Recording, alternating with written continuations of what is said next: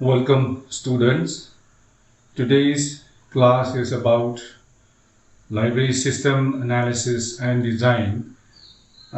Is from that paper, library system analysis and design. And in today's class we will be discussing about the introduction to this paper, in the sense that what are the basic concepts behind systems and what is system analysis and design. So that is what we are going to discuss today. So first of all, let us try to understand the word system. What is system? Okay, so a system is defined in many ways. The dictionary meaning of the word system is a group of things or a group of parts that is working together as one unit. Okay, a group of things or a group of parts working together as one unit, then that is said to be a system. So a system is a set of entities. Okay, system is a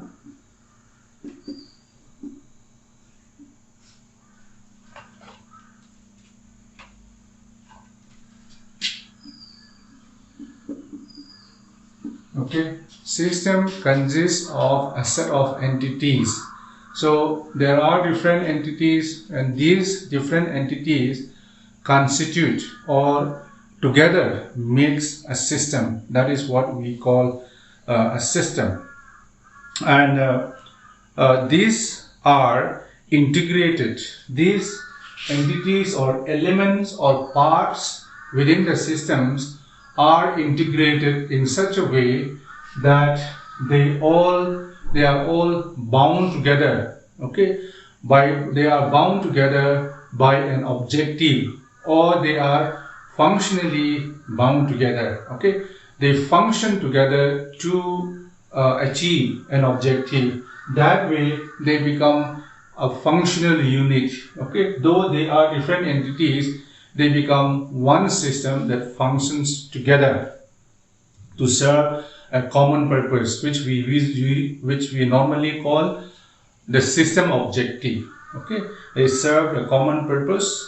So they are so integrated that changes in the functioning in one element or one entity will affect the rest of the entities or the parts or the subsystems, which is also called subsystems, are affected. Other subsystems or entities are affected if we make changes in one entity or one subsystem.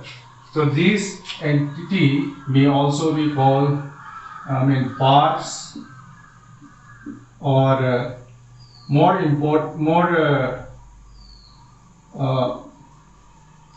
popularly we call it subsystems. So that is why we say a system has subsystems. Okay, so they all work together to perform an objective. Now the system involves components or subsystems which are functioning together as a whole unit. So a scholar way back in 1982 defined that a system a scholar by the name Semprivivo defined a system as a series of interrelated elements. Okay, the subsystem or the entities or the parts are interrelated. Okay, interrelated elements. So these interrelated elements or the system can be a business unit, or it can be a mechanical setup, or it can be an organization, or it can be a natural ecosystem. Okay, or a living organism. So it can be anything. So the idea is that when we look at things as a system, it gives us a perspective on how to understand each and every unit of those system. Okay, so these elements or the subsystems are brought together in the, for the purpose of serving a common objective, as we have said. So a system, in other way, is an organization that can be reduced to its component part. That is what we said. So when we look at an organization or any system from the functional component part, then it can help us to identify the problems that may have been associated with that system, or it also help us to improve the system. So that way we will be able to dissect the whole system, okay, break down the whole system in small parts, and then we can work with that system in the, for the purpose of improving that system. Okay, so a system can also be, there are other ways of describing the system. So sometimes it is also simply described as we have systems. Okay, so systems, then we have inputs, then we have outputs. Okay, we have a system which has input. Some kind of input goes into the system, then the system generates output. Okay, so this process is the simplest way of understanding. A system takes, how the system functions. So a system takes input, process in the system, and then it comes out as output.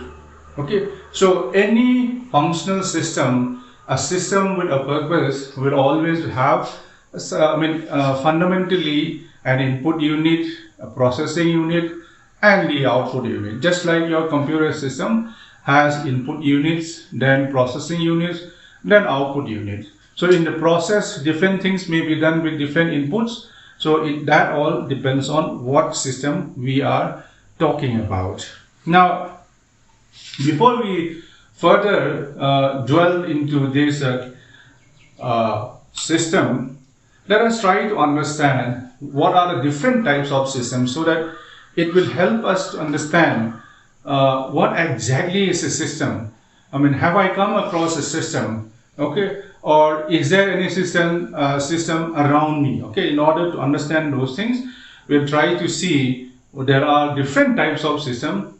By saying this, I'm not categorizing them as a completely different unit which is not overlapping. It is simply an idea of that will help us to identify that, okay, this is a system, this is this system. Okay, that way it will help us to visualize and understand what a system is all about. So for that, we will go to the categorization, that different types of definition, which is defined by Murdick and Rose way back in 1975. So what are those different types of system? Okay, as I've said, one type that we define here may also be, A can be X type of system, A can be also Y type of system, or Z type of system. The only purpose here is that we are not trying to differentiate them, we are simply trying to introduce, that these are the different types of system, just to help us to understand the system better. So one of the system they have defined is conceptual system. Okay, they said a system can be conceptual. So these systems are basically concerned with theoretical structures. Particularly in in different types of knowledge system, we have a theory, we have an abstract definition of things.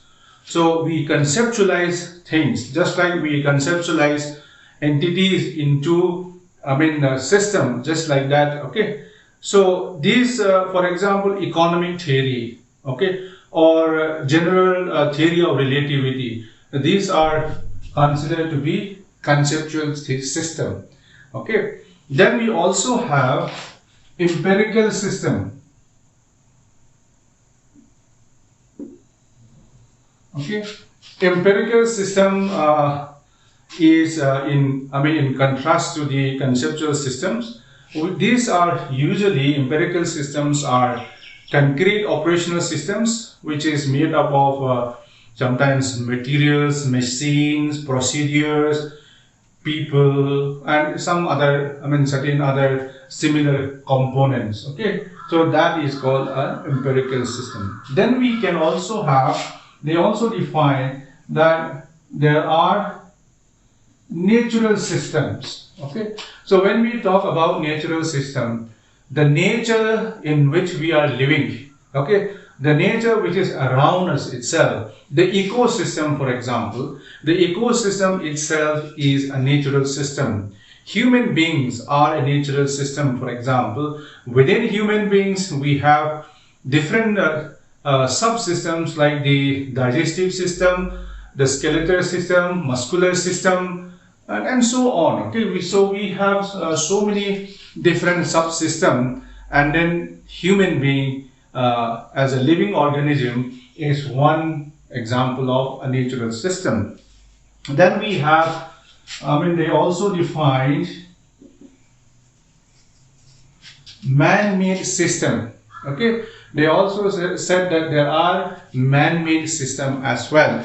So these man-made systems are manufactured by human beings, artificial, in other words, artificial systems which are created by human beings. A good example would be, for example, a car is a man-made system. Okay, it is an entity within the car there are so many functioning units. So when all of these functions together, we are able to drive, or the car can move forward. Okay, so this is one type of man-made system. Then we have social system. Okay, man-made system. Then we have social system. So particularly in the study of social sciences or sociology, anthropology, they are dealing with social systems. There are systems which are made up of people, and then how there are different groups of in society there are different groups, and how these groups interact with each other, and how they place different groups in different categories. Okay, or how, including normal human relationship. So in a society itself can also be defined as a social system. Okay, then we have man-machine system. That means a mix of human beings and machines. Okay, machine which can be operated only with the intervention or with the help of human beings. That also can be called a man-machine system. So most of the mechanical things, including our computers, the personal computers that we are using, are man-machine type of system, because computers alone cannot do anything. We have to do input, give input, and accordingly the computer will process it. Then there are pure machine system. Okay, so this definition, this categorization is way back in 1975. So you will understand that the terminology which I use is slightly different from what we normally use today. Pure machine means that there are machines which is functioning by itself. It can take care of itself. For example, it is self-sufficient in the sense that artificial intelligence, for example, artificial intelligence is believed that in future that the artificial intelligence will be able to maintain itself and then recreate itself as well. So that is the concept that pure machine system without human intervention, some machines or some systems can take care of themselves. Okay, that is also one form of system. Then we have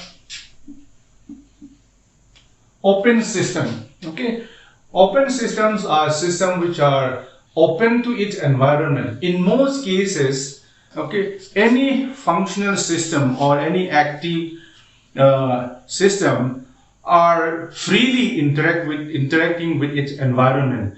You know, you will find that very few, maybe there is no system which doesn't interact with its environment.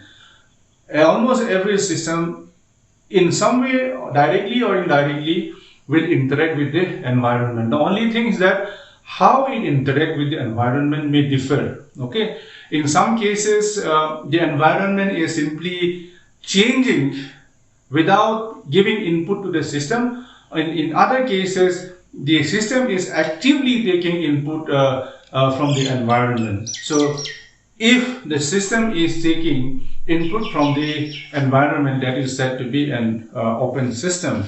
Similarly, the opposite of an open system is a closed system. Okay, so in a closed system, the system does not interact with the environment. Okay, like I said, almost every system is affected by the environment in which that system exists. But a closed system is a system which do not actively take input from the environment, and then it does not process anything and then give it as an output, but they are still affected by the environment.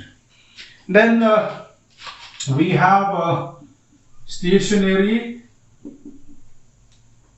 and non-stationary. Okay, stationary and non-stationary system. A system which is properties and operations do not vary in time. That means the system remains the same as it is. For example, a manufacturing unit may produce one thing and one thing and one thing only. It doesn't change. There is no change in it. Whereas the non-stationary system would be something that keeps on producing. Today it produces X, the next day it produces Y, the next day it produces Z. For example, like research and development in the manufacturing industry. So they may produce different things based upon what are the projects they are taking up. Okay. So then we have a reactive system. Okay. A reactive system is a system that interacts with their environment in order to improve its functioning. When the system interacts with the environment and accordingly improve its functioning, that is said to have, the system is said to have reacted to the environment. Okay, according to the environment, it reacts to the environment and it transforms itself according to the environment. So that type of system is called reactive system. Then we have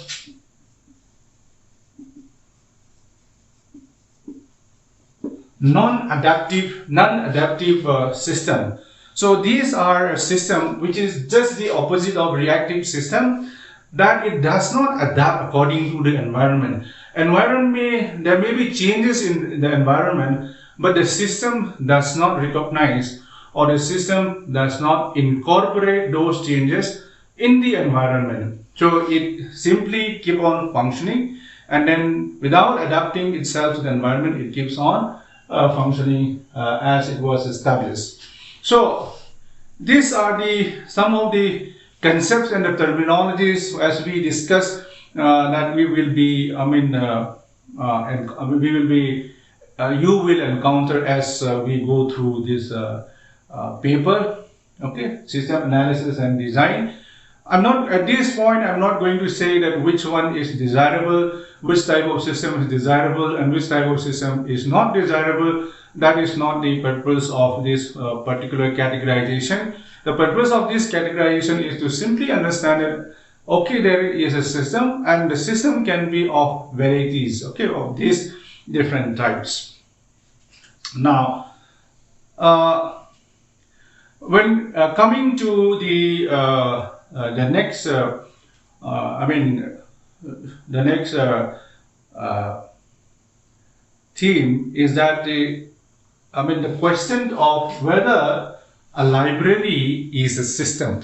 Okay, as library and information science professional, this is a very pertinent question that we should address. So, is library a system? So, as far as our definition of a system is concerned, okay, we have already said that and it can be an organization, it can be mechanical kind of things, and it can be, it can be a functioning, some functioning unit. So it's likewise we have discussed, mentioned so many types of systems. So the question is library a system? See, if we look at a library, we have a different functioning unit. I'm taking an example of a typical traditional library with the print holding. Okay, basically with the print holding. Because when it comes to digital library, the concept or the component or the subsystem is different. So when we look at the library, if you can remember any library that you have visited or you have used, you will notice that the library have different subsystem. If we take library itself as a system, then that library has different functioning subsystems. So all these functioning subsystems do not function independently. Okay, they are not doing something on their own without having any regards to, okay, without having any relevance to the library as a system. Okay, so we have functioning units or functioning subsystem which works together. All of those functioning subsystems function together to achieve the objective of the library. Okay, so if that is the case, then yes, library is very much like any other entities. Library is also a system. Okay, in other words, to be more precise, to be more specific, we can say that library is a information system, because that is basically what it does. Now, if you look at the library, I have drawn this small diagram to understand. See, in the library, we are not bringing everything here just to make you understand whether library qualifies to be, or how library is considered to be a system. In library, we have a technical section, for example, where you do cataloging and classification. In some cases, in some libraries, they said it is a technical section. In some cases, these two are divided further again, calling them as a classification unit and then the cataloging unit. Anyway, so we have that processing subsystem, and then we also have, before that, let me start with the acquisition section. Now, for any information to be accessible, library has to first acquire that information. Okay, they have to get it from somewhere. Okay, it may be a subscription of journals or purchase of books, or receiving of donation. The books donated by some benefactors. So that department or that section which is procuring or acquiring information for the library, that we call it acquisition section. So the job of that particular subsystem is to acquire materials for the library, collections for the library collections. Okay, it builds up the library collection. So it is concerned with payment of purchase, payment of subscription or license fees, all of those things. That is what the acquisition section is doing.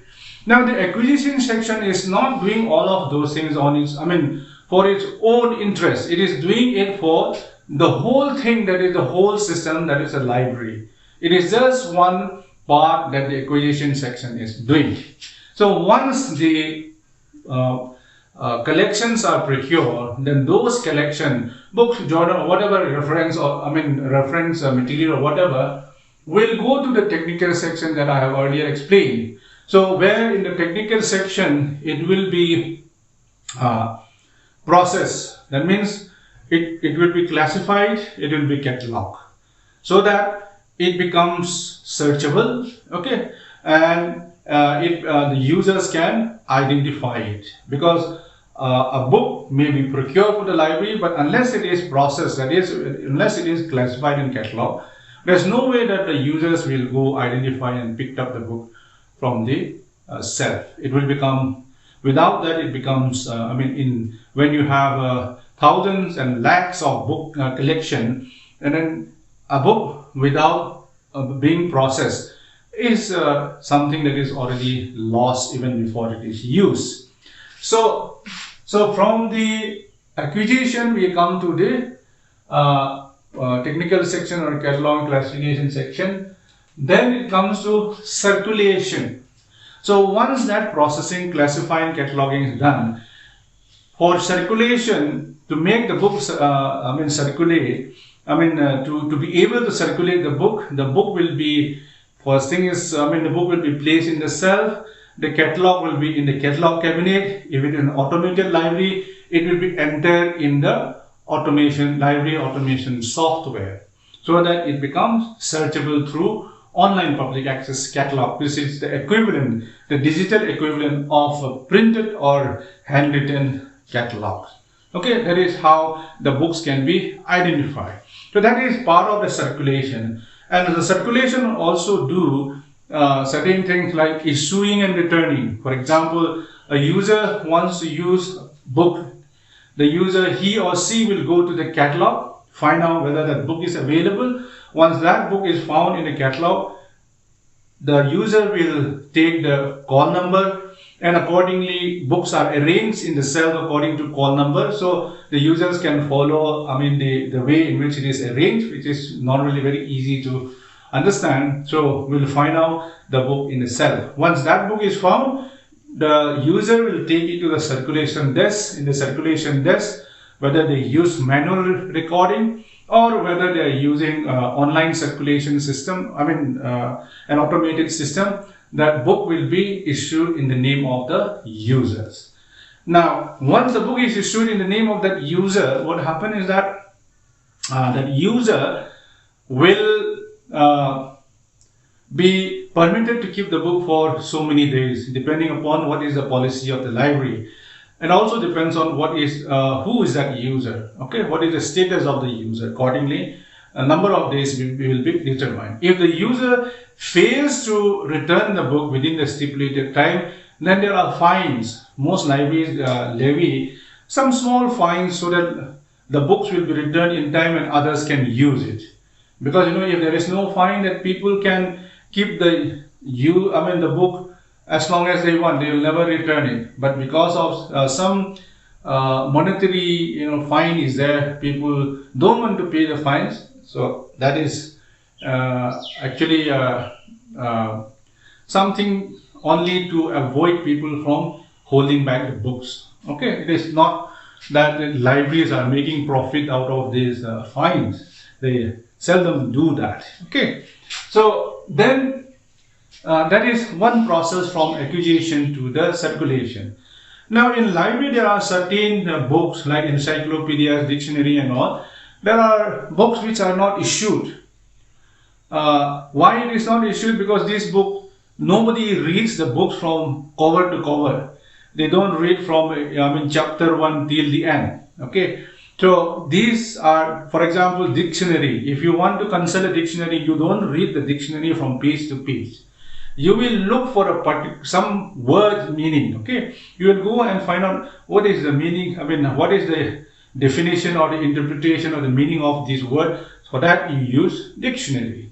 Just like that, you encyclopedia as well. You want to get some further information a little bit more than the dictionary. I mean, a little bit means much more than the dictionary definition. You go to encyclopedia and you find more information, very specific information. It may be a page of information only. So these type of books are called reference books, and it is not necessary for a reader to take it home, because they are not going to read from page to page. They can always go to the library and consult, because it is a brief consultation only. Of course, in some cases, brief in the sense that in some cases people may be consulting it for days and days together. Even then, reference books are usually not issued to the users. So that is why we usually have separate section called reference section. So it is not only the users go and consult this reference. The reference librarian, okay, in most libraries, supposedly good libraries, the reference librarians are, in due course of time, they become more knowledgeable. And if a person is looking for information, for example, they approach the reference desk and say that I'm looking for this information, and the nature of information I'm looking for is this, it is in this subject area. So the reference librarian, with their expertise and experience, can point the user to the exact reference that will be useful for the librarian, for the users. So that is what the reference section is basically doing. Sometimes the reference section also give other reference services. I have encountered many good reference librarians. I asked them that I told them the question when I was a student. Then in the university, then even before without going to the sources, the books, the reference librarian simply told me that yes, what you are looking for is this, it is like this, like that. They explained it to me, and I don't find any necessity to go to the book itself, because after doing it for so many years, if the library is focused or a special library, they also become expert in those areas as far as the reference level of knowledge is concerned. That's why we normally have a separate section called a reference section.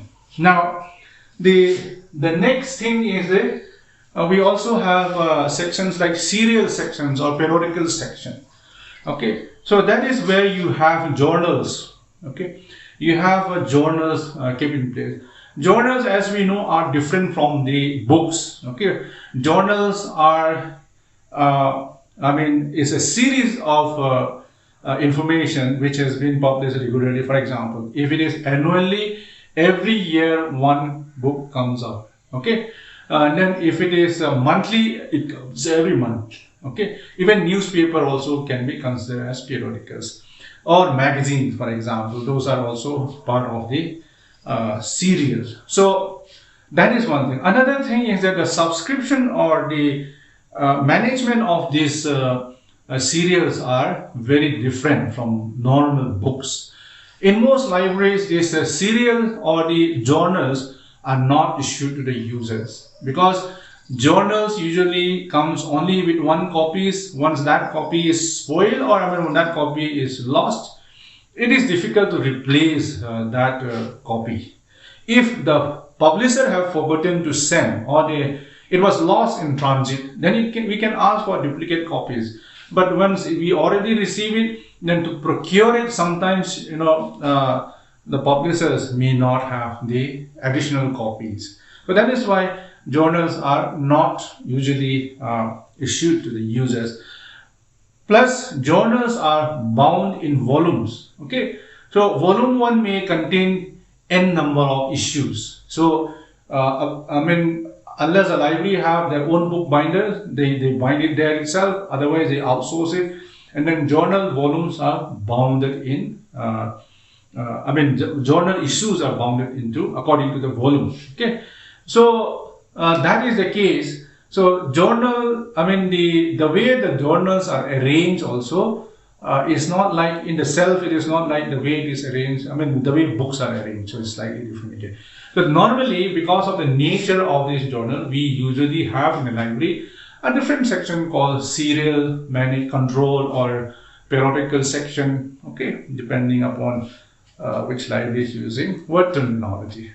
Now all of these things, okay, all of this different section is controlled or is managed by the administration and planning. With people who are, the librarian or the chief librarian, they are the one who administer all of these things and see to it that it functions together to achieve the organizational goal. Okay, this is when we look at that definition and we compare it what is our definition of a system, then we can certainly say that library is very much a system. Okay, the library is a system. Now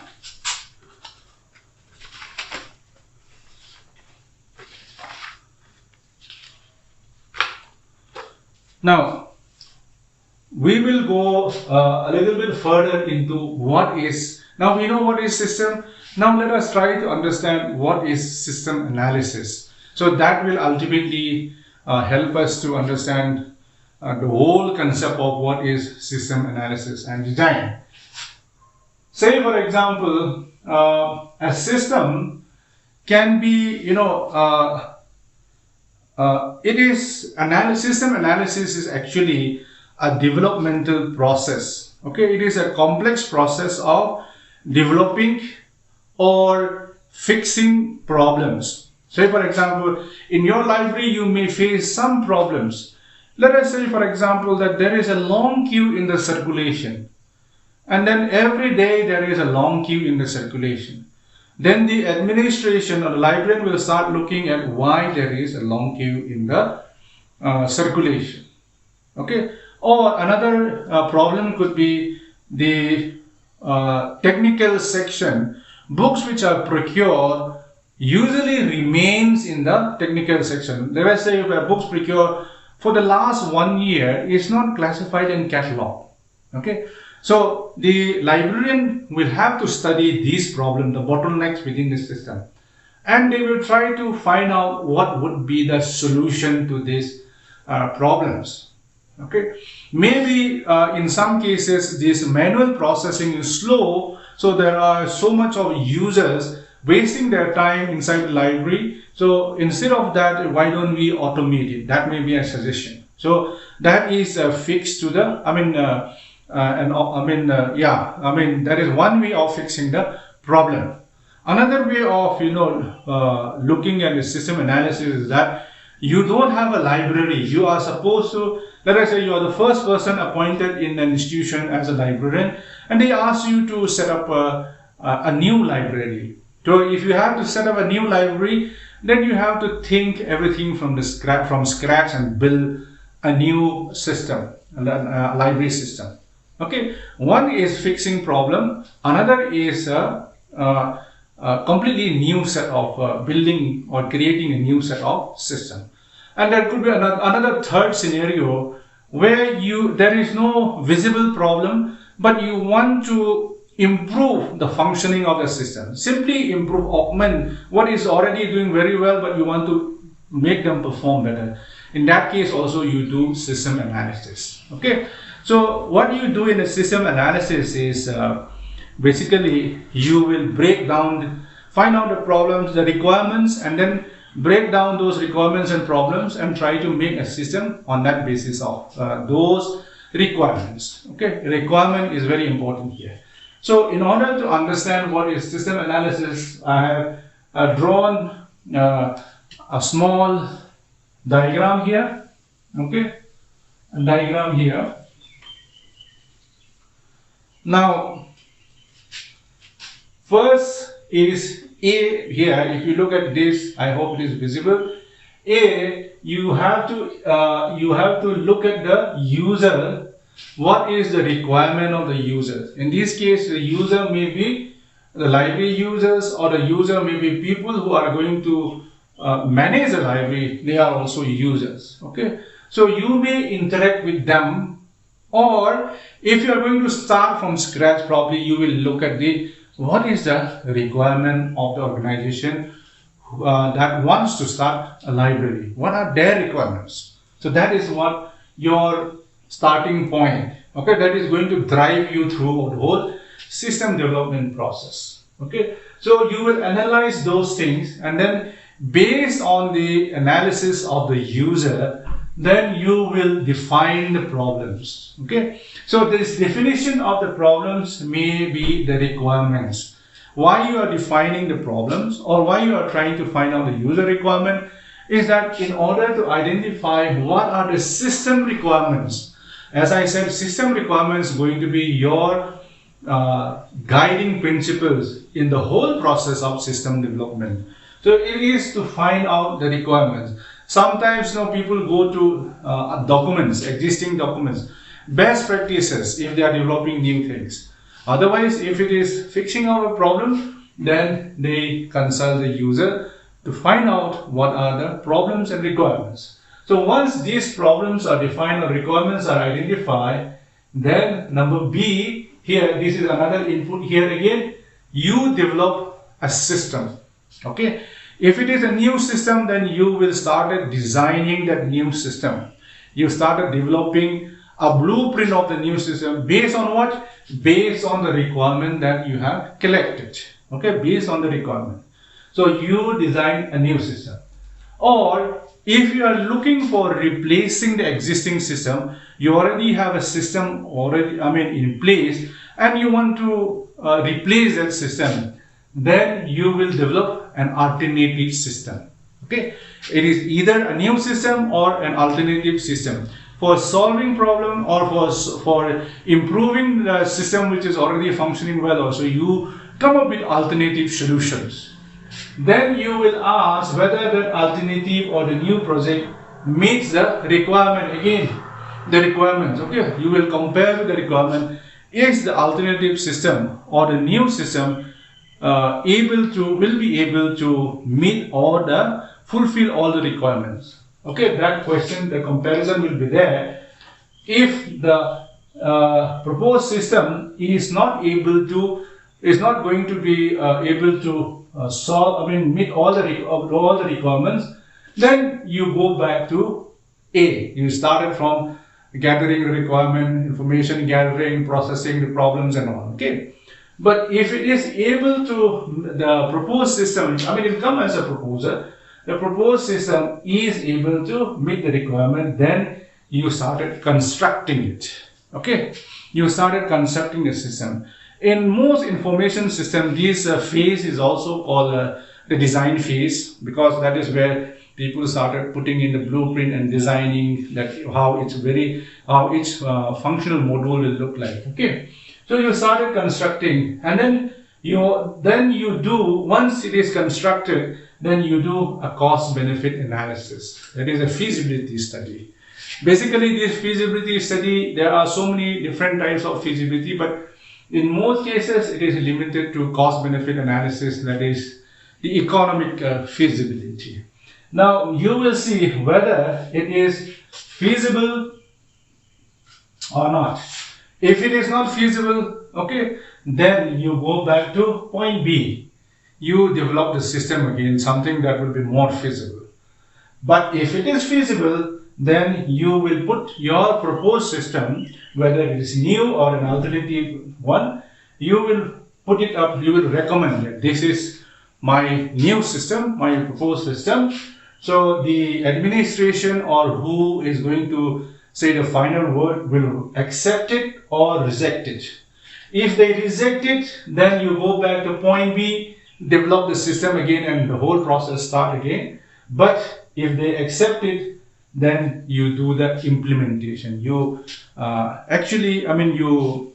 physically implement your proposed system. Okay, so these are the basic concepts behind system analysis and design. So by now, I hope that you have understood what an information system and analysis is about, the basic concepts and what are the process. So within this framework, okay, within this development life cycle and the framework only, this whole paper will be, we will be giving more details on each component of what we have discussed today. So with that, we have come to the end of today's class. Thank you very much, and I wish you all very well.